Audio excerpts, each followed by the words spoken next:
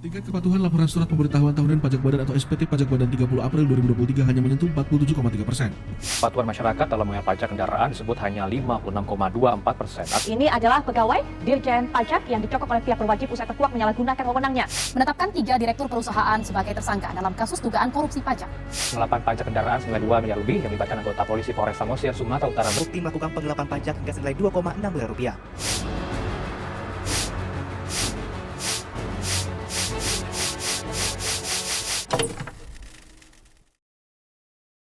Meskipun pajak adalah tulang punggung bangunan negara, masih banyak masyarakat yang belum memahami peran vital pajak dalam kehidupan sehari-hari. Pemahaman yang kurang ini bukannya menimbulkan keengganan untuk membayar pajak, tetapi juga membuat masyarakat merasa bahwa manfaat pajak hanya dinikmati oleh sekelompok golongan saja.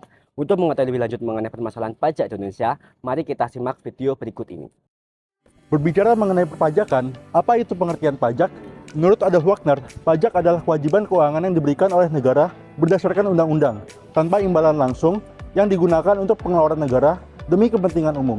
Salah satu peraturan yang mengenai perpajakan yaitu Undang-Undang Nomor 6 Tahun 1983 tentang Ketentuan Umum dan Tata Cara Perpajakan yang telah diubah beberapa kali, terakhir dengan Undang-Undang Nomor 16 Tahun 2009 yang mengatur tentang administrasi perpajakan, hak dan kewajiban wajib pajak, serta wewenang administrasi pajak.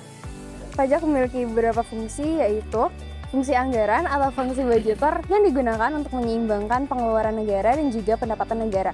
Kemudian yang kedua yaitu ada fungsi mengatur atau fungsi regulasi yang digunakan untuk menghambat laju inflasi, mendorong kegiatan ekspor seperti pajak ekspor barang, memberikan proteksi atau perlindungan terhadap barang produksi dari dalam negeri, serta mengatur dan menarik investasi modal yang dapat membantu perekonomian agar semakin produktif. Kemudian fungsi yang ketiga yaitu fungsi pemerataan yang digunakan untuk menyeimbangkan antara pembagian pendapatan dengan kesejahteraan masyarakat. Kemudian yang terakhir yaitu ada fungsi stabilisasi yang digunakan untuk menstabilkan kondisi perekonomian. Dalam hal perpajakan, terdapat pihak-pihak yang terlibat dalam praktik perpajakan, seperti masyarakat sebagai wajib pajak dan pemerintah sebagai penerima pajak. Masing-masing pihak tersebut memiliki hak dan kewajiban dalam perpajakan dan memiliki keterkaitan satu sama lain. Kewajiban wajib pajak antara lain membayarkan pajak sesuai dengan regulasi yang berlaku, mengisi dan melaporkan semua formulir pajak dan taat hukum. Sedangkan hak wajib pajak menggunakan fasilitas negara dari hasil pajak, mengajukan banding terhadap pajak yang dibayarkan. Kemudian kewajiban pemerintah antara lain mengelola dan menyalurkan pajak untuk digunakan masyarakat, serta membangun fasilitas umum dan pemerataan pembangunan dari hasil pajak. Kemudian hak pemerintah yaitu mengenakan wajib pajak kepada masyarakat dan menerima pajak dari masyarakat.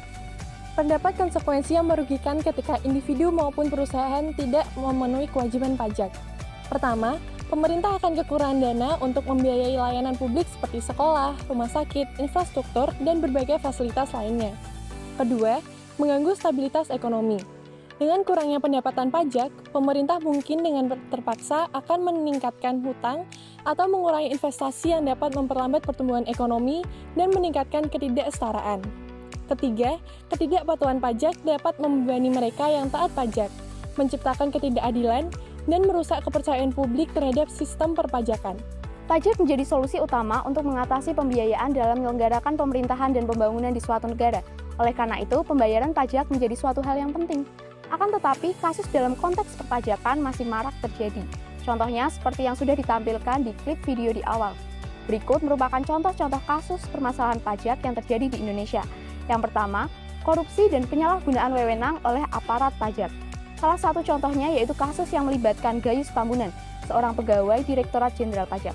Dalam kasus ini, beliau diketahui memperkaya diri dengan menerima dana ilegal dari beberapa perusahaan yang dibantu permasalahan pajaknya dengan cara merekayasa laporan pajak atau membantu memperlancar sengketa pajak yang dialami oleh perusahaan-perusahaan besar tersebut. Yang kedua, ketidakpatuhan dan penggelapan pajak. Salah satu contohnya yaitu PT ASEAN Agri Group, salah satu perusahaan agribisnis terbesar di Indonesia yang terlibat dalam kasus penggelapan pajak. Perusahaan ini diduga melakukan penggelapan pajak dengan memalsukan laporan keuangan mereka selama beberapa tahun. Lalu yang ketiga, ada sistem pajak yang rumit. Sistem perpajakan yang tidak efisien dan rumit dapat menyebabkan penghindaran pajak dan kejahatan perpajakan. Beberapa hal yang dapat dilakukan untuk mengatasi permasalahan pajak adalah melakukan penguatan sistem pengawasan, peningkatan transparansi, serta reformasi penggajian dan insentif untuk menghindari terjadinya korupsi dan penyalahgunaan wewenang. Untuk menghindari adanya ketidakpatuhan dan penggelapan pajak, dapat dilakukan penegakan hukum yang kuat dan edukasi akan kesadaran pajak. Dan untuk menanggulangi sistem pajak yang rumit, dapat dilakukan penyederhanaan proses pajak dan masyarakat dapat diberikan panduan yang dapat membantu mereka untuk memahami dan memenuhi kewajiban pajak. Sekarang, mari kita ubah cara pandang kita terhadap pajak, bukan sebagai beban, tapi sebagai kontribusi nyata untuk negeri kita tercinta Indonesia. Dengan taat pajak, kita tidak nyambungkan suatu jembatan ataupun jalan saja. Kita membangun sebuah jembatan untuk masa depan yang kita impikan bersama. Orang bijak Taat pajak.